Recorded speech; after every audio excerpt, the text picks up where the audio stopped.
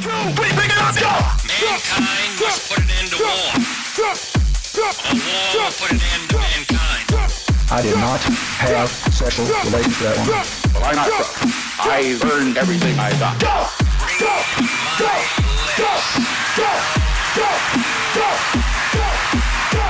Change will not come if we wait for some other person. Hey everybody in internet land, this is Elliot and this is Blind Partisan. We have today Shannon Spoehr, and she's running for District 7 Green Bay City Council. So take it over. Take it over. Well, our fans, we got feedback from our fans, our one and only fan, and she said that I should talk less. So there we go. So this is my show now. I agree. Yeah. So I guess we have a number of topics that we have talked about with everybody else, and it may get a little repetitive and boring. But so kind of first off, this is your first time running for anything. Mm-hmm. So why the heck would you want to do that? So that's a number one question I get. Several reasons. I think we have 5 kids. That's government and the world and the ways of the world and everything that goes along with that. We talk about with them and sort of preach to them about at least what we think is true, our perception of how things work. We just get to a point where I felt on one reason to run, I can't really preach to them anymore. 3 of the kids are in high school. We have 2 freshmen and a junior. And talking to them about the world and participation and the importance of being educated and aware of what's going on, I thought that, in part at least, this would be a really good way to show them if we know what we're talking about or if we don't know what we're talking about. And I know city politics is way different than, let's say, higher up, federal government, way different. But what I'm finding is that, I hope I can just be frank, but city politics is pretty dirty. I don't have connections to anybody in the government here. Everybody I meet for the first time. I've been really sketched out by some of the people that have approached me and talked to me. You mean other candidates? No, not other candidates. Just people come out of the woodwork, literally. Okay. And it's really hard to know what to take and even consider, or what to just let roll off. I really question your sanity, because the one that you did consider is some crazy goofball with red hair. Well, sort of pink, actually. Salmon. I'm not a hair critic. So it's been an interesting experience. Another reason I decided to run, I feel concerned about the lack of involvement, just as a community as a whole. We have the lowest voter turnout. How many people in District 7? I'm not 100% sure. I think around 8,000. Only 400 vote. Okay. When the presidential election, we had higher numbers. Yeah, but so you're saying the lowest, you mean your district is lower than the other districts? I know for sure it's low in my district. I don't really know the numbers in the other districts, but... Yeah, I mean, so local voter turnout in spring elections is always bad. Mm-hmm. It's always pretty bad. I mean, if there's some contentious thing where, people get heated on both sides and it looks like it's going to be close, people will turn out. But I think there's a lot of people that are disenfranchised.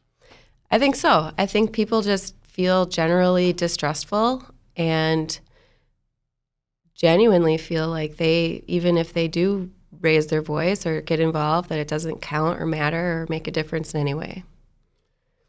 So when you're talking about, you don't have to go down the path of anybody else being dirty, for instance. But, Mm-hmm.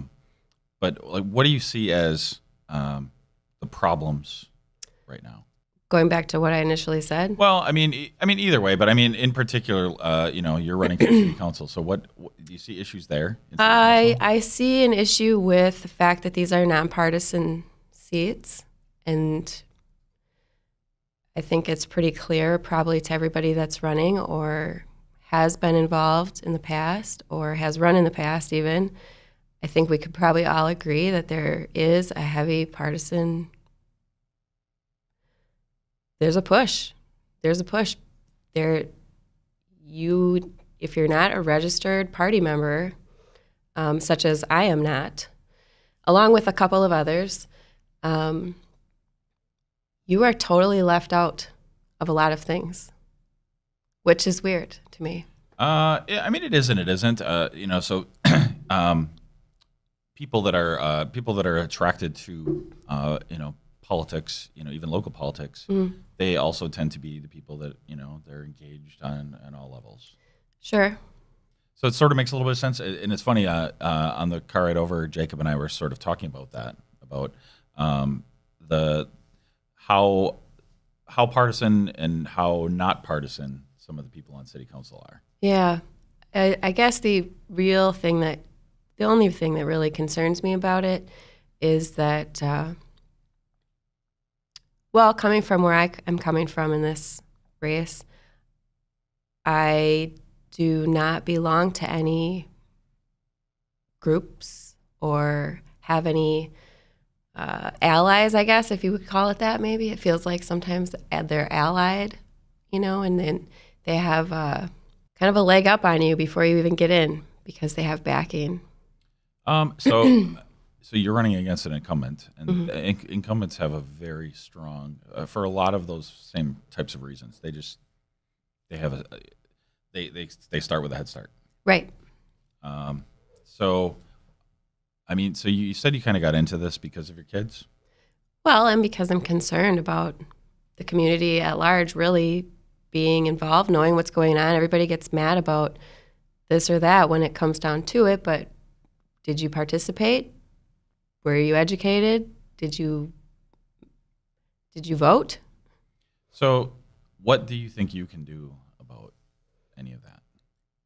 Well, District 7 is really diverse.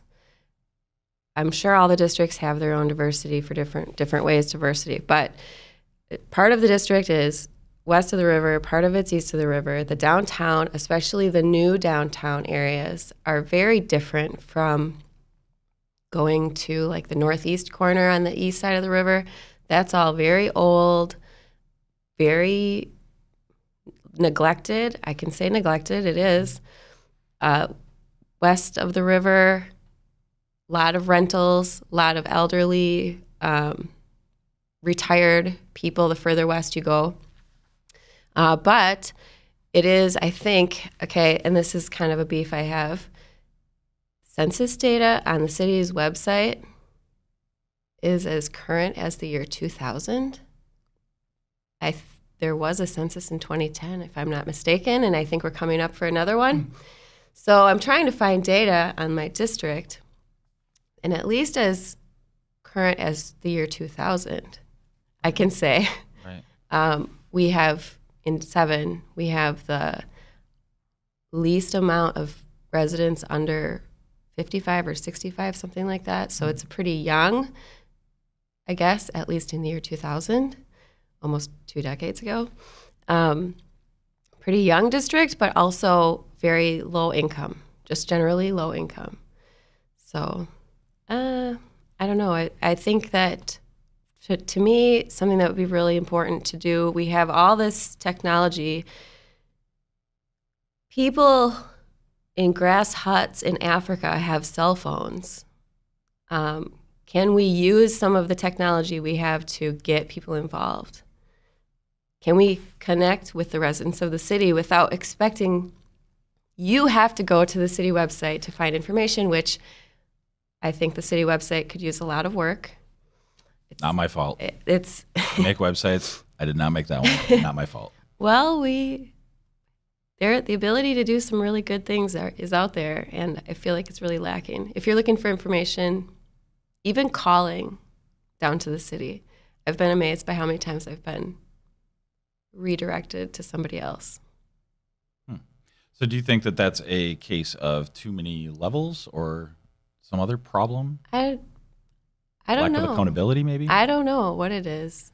So, I mean, and you're an outsider. I mean, I'm really mostly an outsider. There's only so much that we can do without being part of that, being there. Yeah. But what are your plans to find more out? Like, what do you kind of, if you're elected day one, what do you want to try to do? I've been wondering what day one would be like, actually. Well, there will be a parade. No parade? Candy? Only if there's candy. So, all right. So, another thing that came up off air yesterday, one of the candidates, and I think that people have no idea what is actually involved in running for office. And this person was talking about how many doors need to be knocked on. Mm-hmm. And so what's your experience been with that? Well, a lot of people aren't home or don't come to the door. So that's the first, for me, that's the first major roadblock there. Because if you're lucky, you'll hit 50% of people when you go out, at least in my district. Another thing is a lot of the people I've spoken with, and I don't know if this is because we have a lot of renters in my district or younger people, but I have to explain the whole system to them before I can say anything else, because they have no idea. Even going out for signatures to initially get on the ballot, people thought they're signing up for, they're going to get a phone call from somebody or they're giving away their information. They don't even know how that works either. So a big part of the time I've spent at the door is explaining to people what an alderperson is, how they have that person. Some of these people don't even know what district they live in. We live in a district. We have a representative of our district. You have problems, questions, ideas, whatever. You can contact that person. So many people have been like, really? Really? Like, yeah. Okay, so I don't want to put you on the spot, but win or lose, how about you come back and you and I do a little half hour describing what an alderman is, what they do, and we send that out to, we put it out there. I think that would be great. And send it to the schools. Like, I think that's where we really need to start. I think there's a famous quote by someone, I can't remember, but if you want to take over a country, you educate their children. Probably Hitler. Something like that. Because that's the only thing I can think of, like re-education camp. I don't think it was Hitler. So, you're motivated by your kids. I'm motivated by my son. He's about the same age. He's going to be in Southwest next year, which blows my mind. Yeah. And everybody says that, but when it's your own kids, it's still crazy when. We have 3 kids in high school right now. It is terrifying. Yeah. So what schools do they go to? Our kids actually go to school in Kaukauna. Oh. My husband's ex-wife lives there, and that's a big part of the story. We share the kids 50-50, so we also work in Kaukauna. It just makes sense for us if we're going to be driving that way much anyway. We can make it to things when they have after-school programs. Whatever, they have half days, they can come to work with us. It's been good.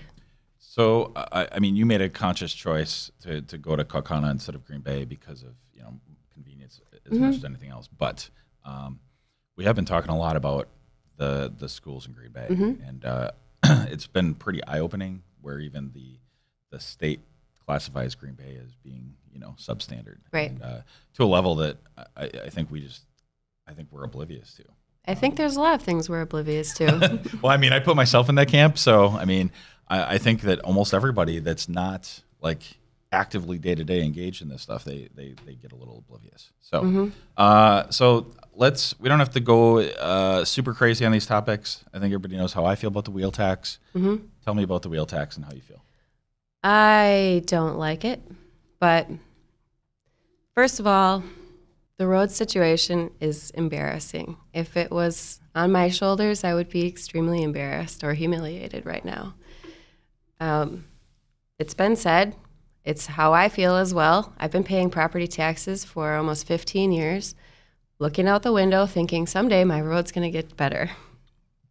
So as far as that goes, I think the most important thing is a plan. To my knowledge, there really is no plan. Looking at other communities and saying, well, a wheel tax worked for Appleton or a wheel tax worked for wherever, it's not really a plan. We do a lot of copy in Appleton, don't we? That's sort of weird. You know what? Appleton is pretty okay, but I mean, it's probably there's more involvement from the community in Appleton as well. I think that first we should just totally forget about the special assessments. Just get rid of that. Everybody hates it. Nobody likes it. Even for businesses? Even for businesses. I think that if you own property in the city, you are investing into the city. Just by owning property there, you're invested in your community. So to balk at the idea of property owners paying for roads through their taxes, I don't like that. I don't like the feel of that. I think whether you live in the property you own or you rent, it's in your interest as a property owner and the interest of your neighborhood as a whole to contribute to the roads. So a plan, first of all, let's start with a plan. We can have a plan A and a plan B. How do we plan for our lives just as individual people? We try to get the most with the least. So I think what I would recommend, I mean, it's just my idea, but I'm fine with paying more property taxes if it means my road's going to get done. But I want to know, when. And how much is that going to cost me?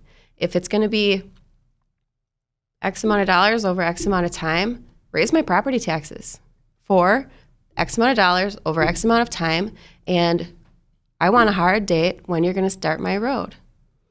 Everybody on the road, property tax goes up until or after or however you work it out, get the road done, and then ease back off of that. You paid for it. So you're talking about just use a special assessment, but just let it be paid for differently. I guess you could say it that way. So you're not talking about. So what I was advocating for was just increasing property tax in general. We all use all of the roads theoretically, right? Yeah. So that was. I mean, I'm not trying to put words in your mouth, but there's a few different options on the table.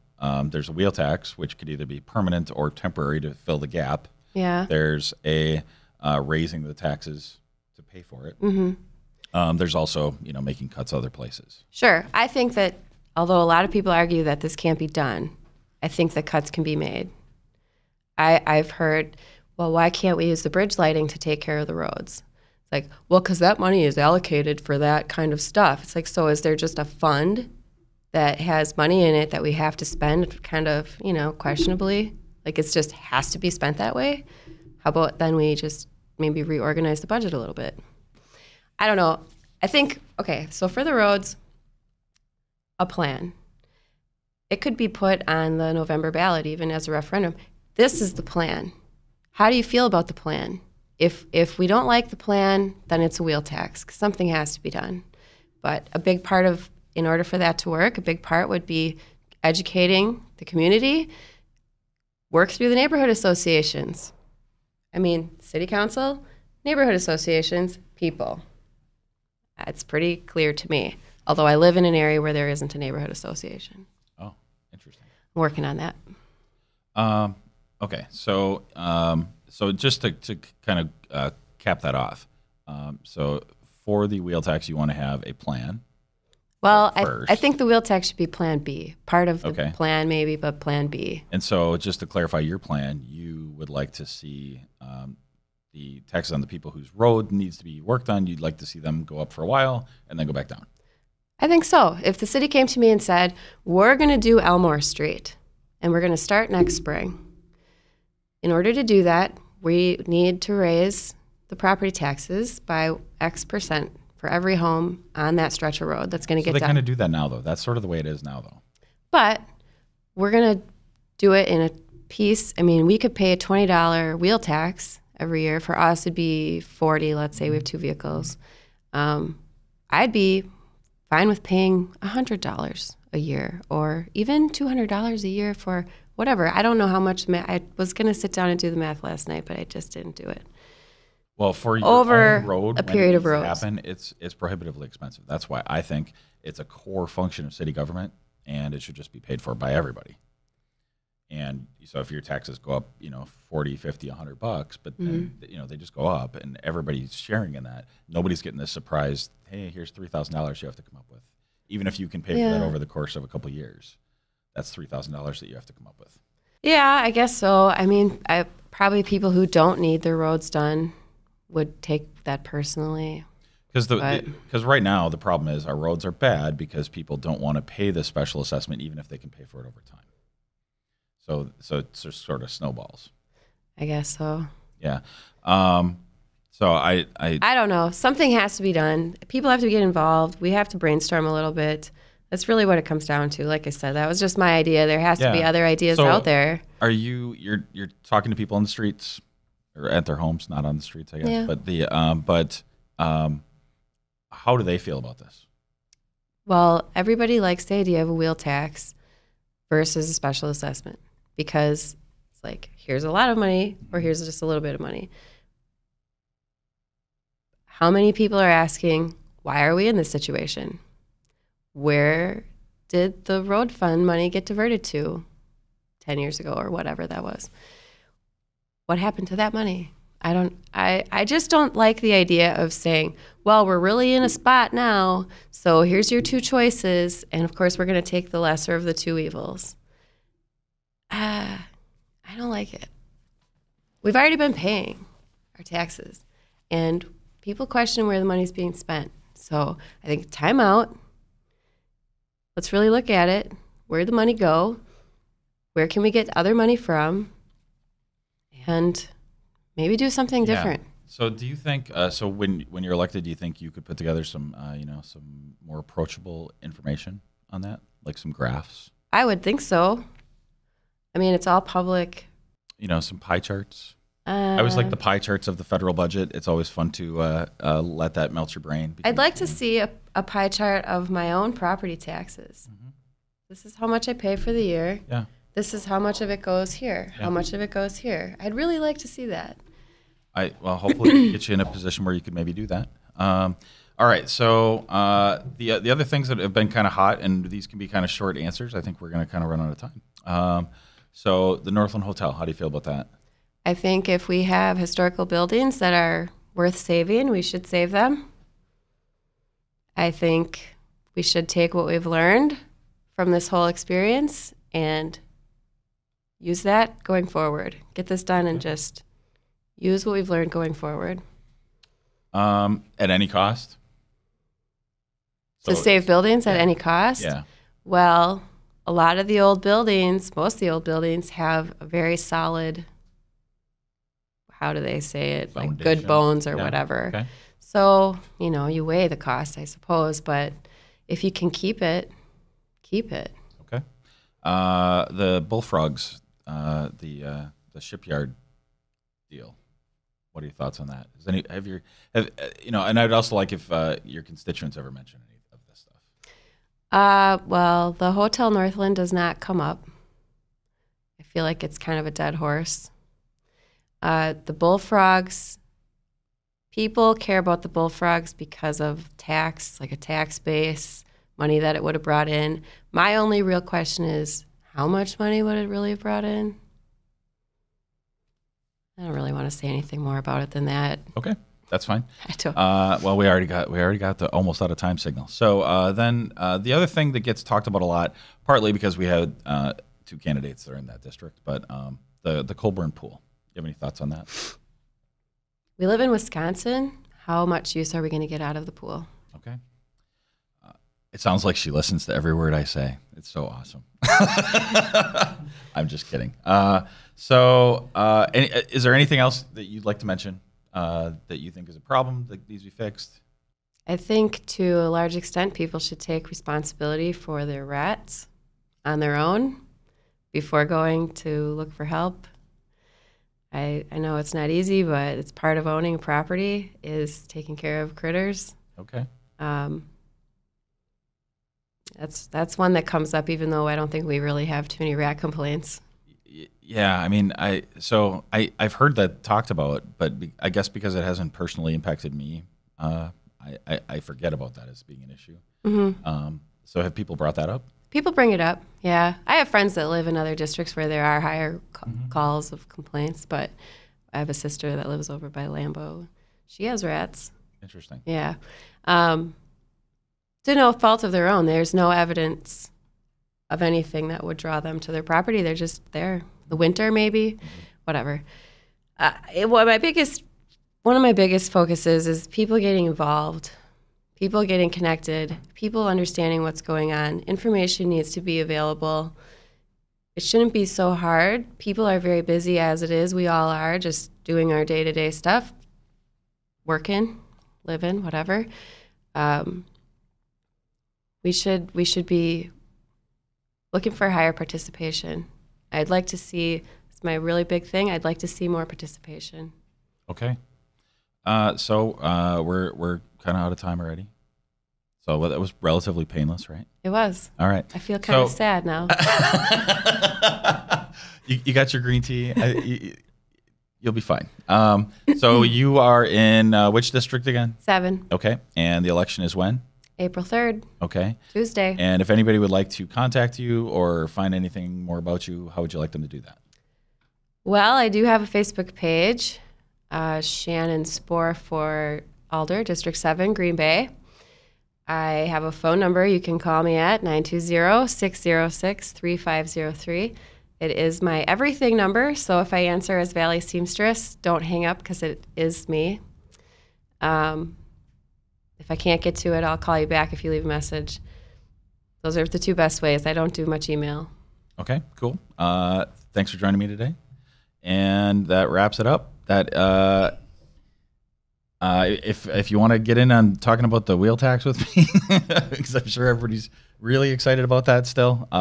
Don't forget to go to the Facebook group, the Blind Partisan Facebook group that we have set up.